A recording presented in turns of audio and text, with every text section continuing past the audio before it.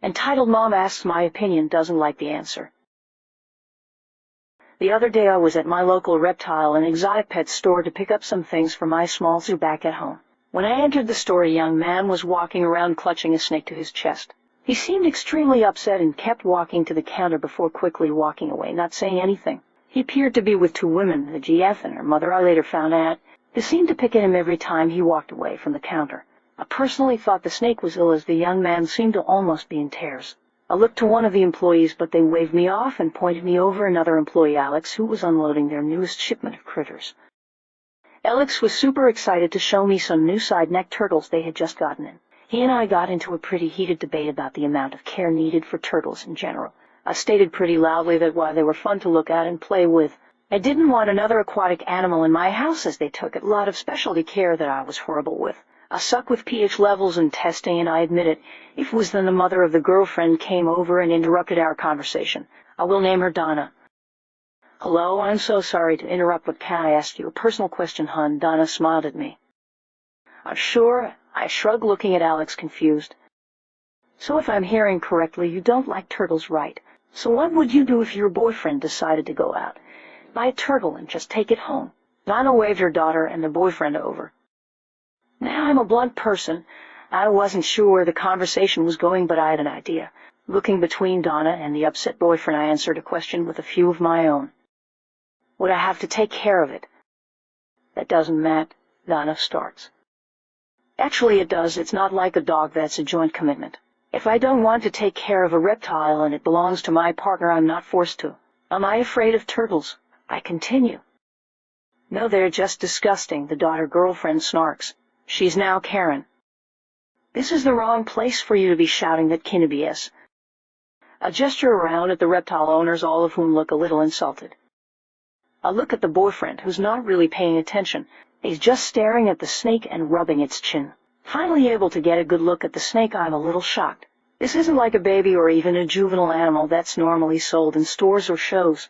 This is a fully grown and very well taken care of California king snake. Staring at the boyfriend a little more intently now, I notice a eerily similar snake tattoo on his arm with the name Tusker written under it. This is not new ink, this is old. Sweetheart, I coo gently to the boyfriend. How old is Tusker? The boyfriend finally makes eye contact. He's 10. My dad bought him for my 13th birthday. The boyfriend rasps out. Seething, I ask why he brought his baby here. He proceeds to tell me that his girlfriend of a year wants to move in with him, but told him he needed to get rid of his snake. He didn't want to, but Donna insisted he was being selfish, not getting rid of his baby for Karen's comfort. Why does any of this matter? It's just a stupid snake, and you're supposed to love me. Karen squeals and stomps her foot. It matters, and your mom obviously thinks it matters, since she lied about the circumstances to try and get the answer she wants. Honestly, you say if he loves you, he'll do this. Why isn't it if you love him, you'll get over yourself and try and find a balance? If he had a dog or a cat for that length of time, would you be trying to get rid of it? I snarl at her. Donna steps in, but it's not, it's a snake. You're right, which means instead of it being a few more years of joy and companionship from them, you will have Tusker for another 13 to 20 years. Given this conversation, I'm not confident that you'll still be in his life for that long. Karen looked like I had slapped her child. You asked my opinion, and I'm telling it to you. I dumped you long before I got rid of my babies. You came into a reptile store and expected a different answer, which is beyond stupid. Even if the ladies or gents here agreed with you, they obviously lost the war, since their partners are here shopping for those pets. The boyfriend seemed to get taller as he finally stood up straight. She's right. I'm not leaving Tusker here. I'm taking him home. You can either come with me or stay here, he rasped. I'm not going anywhere with that monster, Karen screamed. Boyfriend turned around and walked out. He got into his car and left the two women there. Apparently he had driven them there, which took a second for them to realize. Funny when they did. Funnier still when Alex felt the need to point out. I'm not her boyfriend, I'm gay. Good job, Alex, thanks for the help.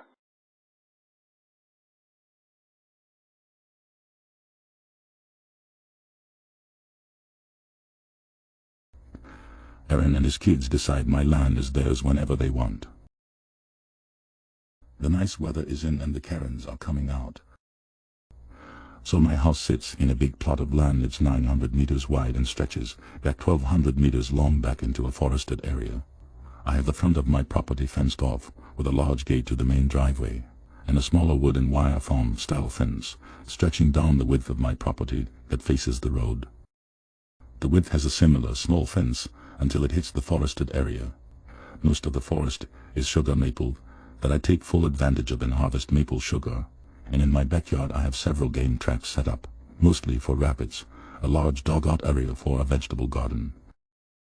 Well, today I was playing some games and I hear shouting and screaming coming from my backyard. Also, I wanted to note I have no trespassing signs posted all over my property all around the border. Well, I go outside and see what's going on, and sure enough there's 3 kids in my backyard taking shots with a slingshot on cams propped up against my large shed near my garden. Well, I go out and tell them it's time to go, it's private property, that they are going to damage my shed and it's really a bad place to play. There is a park not too far from my house. About an hour later, I get a knock at door from their father. The man had nothing nice to say. I had no right to tell his kids to leave, that it's all public land. If they can access it, they can use it. Again, I have a fence around my property with no trespassing signs. Also at my front gate I have an intercom. This guy jumped my fence instead of using the intercom to bitch me out. I know because on my camera I can clearly see his car parked. The guy had been standing there yelling for several minutes. I only opened my main wood door a little to see him, so there was a glass door separating us. I told the guy to leave, that he and his goblins were very lucky that my dog was not out. He is a guard dog. The guy just told me to shut my bitch face up, that I am a liar POS, that he and his kids will use the property anytime I want. So I just decided to show him why it's a bad idea to come on my property. I opened my big wooden door so he can see my 160-pound King Shepherd Cross Murmur sitting there growling, looking super pissed off. Well, he decided to leave, call me a bitch, and flip me off, but I don't think he will come back anytime soon. Edit, just wanted to say big teeth are good at keeping scary people at bay. Edit, I found out where they came from. They own a small 100 meter by 100 meter plot of land way behind my property line, about a km away from where my property line ends. They have been making trails through all the woods right past my no trespassing signs. I am on a walk right now at the back of my property. Also puppy pictures to follow once we make it back home.